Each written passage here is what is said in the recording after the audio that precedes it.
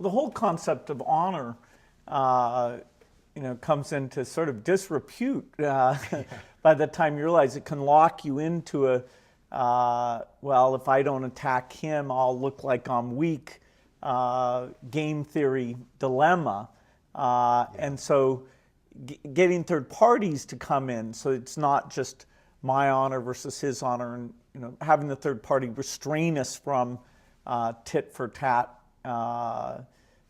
fighting.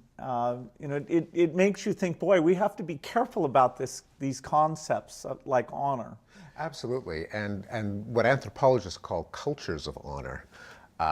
where a man has to retaliate violently against any insult lest he suffer a permanent loss of status, are violent cultures. And the traditional American South was a culture of honor, where you had to stand your ground, you had to defend your reputation at any cost.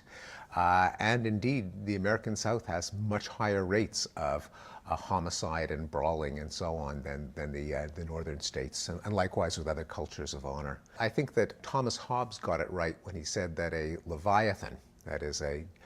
third party, a government with a monopoly on violence, is probably the biggest violence reduction technique our species has invented, because not only does it penalize you for committing aggression against your neighbors, but you know that it penalizes your neighbors, and so you don't have to adopt a belligerent macho stance to deter your neighbors from attacking you, because the government will do it for you.